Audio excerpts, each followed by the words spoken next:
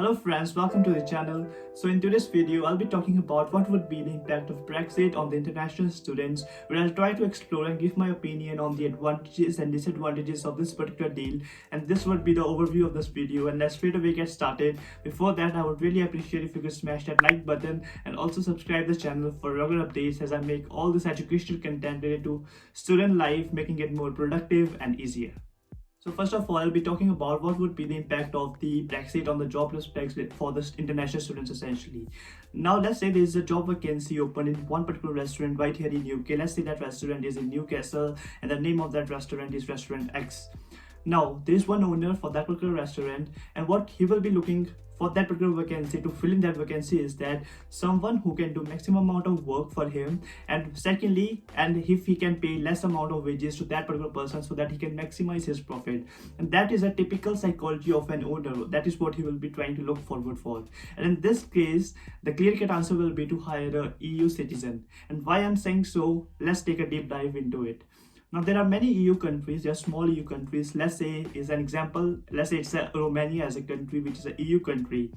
And all of these EU countries currently, the people from EU countries can freely come to UK and they can do the work without requirement of any document, and they can legally do as much work as they want to do. Now what will be happening is that EU person will be coming to UK, and essentially these people, like for example, now this is some percentage of EU people. I'm not kind of generalizing this concept at all. Now there are few proportion of these EU people who don't even have the necessary skills. For example, they don't know how to communicate in English, which is a must requirement right here in UK. So what they will be going to do is that this EU citizen, the person, all he cares about is earning the money, and he want to send that money earned in UK back to their Romania because the currency rate exceeds and they can make profit out of that.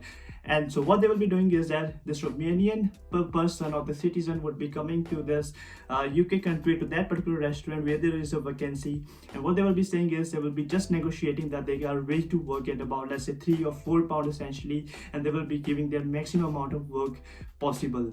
And what the owner will be paying, like the minimum wage right here in UK, let's say if you're between 18 to 20, is £6.50, and that person who is willing to work at just about £3 to £4, automatically the tendency for the owner would be to hire that EU person over any of the international student or UK citizen, because international student or a UK citizen will be asking for the minimum wage, which is about £6.50 for an age between 18 to 20, and whereas this EU person is just working at £3 or £4, and this particular thing is known as cheap labor right here in UK. So now I consider that when the Brexit deal is coming into effect from 1st January 2021, this cheap labor would be eliminated, and people like us, like international students or the UK citizen, and even the EU people, because the EU students, EU citizens will be all treated as same as an international person who is going to visit right here in UK, will be requiring all the documents for the right to work. And essentially this cheap labor would have been eliminated. Everyone will be working at a good wage, which will be the minimum wage at least,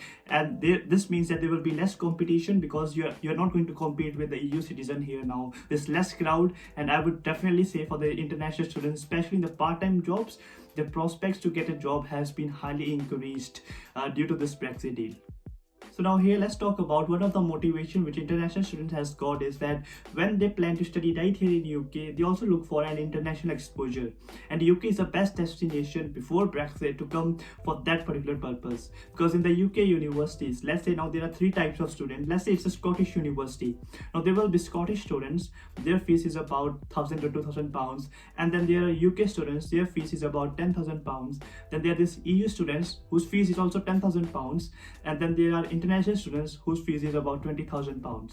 Now this was a good motivation for the EU students as well, that they could freely come to UK universities, studies, and make most out of it. And also they don't require right to work as well. So like once they've completed their UK university studies, they can freely do the work in all the countries which they wish to do so.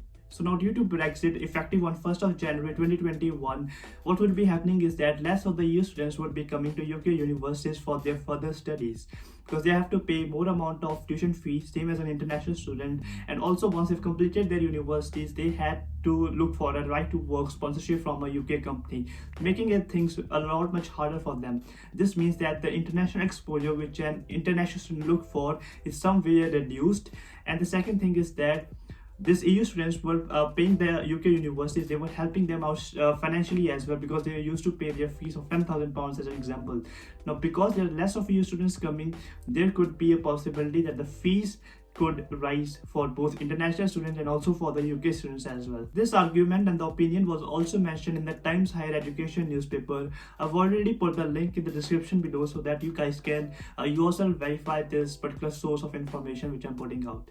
So now in this section, I want to talk about the settlement right here in UK, that after Brexit, for the international student, is it easy to get that settlement status which they look forward, which is one of the motivation for many of the international students.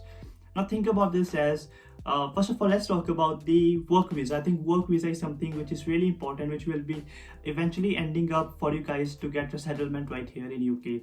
So in order to get that work visa, currently, like before Brexit, if there's an EU student who is applying for that same company, he don't have to show that additional documents that he has got any right to work. And even for the company as well, it's very easy for them to even hire that person, because they don't have to provide an additional documents. As for international student, they have to have a letter of sponsorship which the international student will be showing to the Home Office, and then the Home Office will be granting that work visa.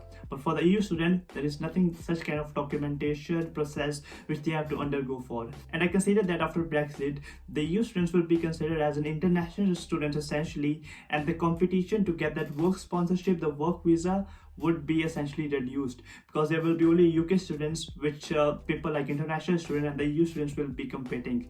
So I would say that the competition is again reduced there as well, and I think you can be quite optimistic that your settlement chances have also been increased due to this Brexit deal. So now here I would also like to comment upon the point-based system which the UK government has introduced.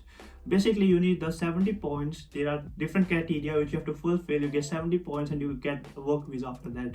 There's a link in the description below. You can check that video. I've already made that one. Basically, once you get 70 points, you will be getting that work visa. Now, in order to get that 70 points, it is really emphasized that if you're doing the STEM related course, it becomes easier to collect that all points. And that is something which I was talking in the initial bit as well. In order to eliminate that cheap labor, these all steps have been taken out. That they are promoting that people who have got scientific temper a lot, who are doing proper education, who are doing proper courses, the emphasis is to prefer them more for their settlement purposes. So I would highly recommend that if you're coming to UK for settlement purposes, the chances are quite high as compared to previously before Brexit which we had. So overall, I think you've got an idea and insights into what is the impact of Brexit on the international students, and I really hope that you enjoyed this video. If you did, please make sure to smash that like button and subscribe to the channel for regular updates. Thanks for watching, guys.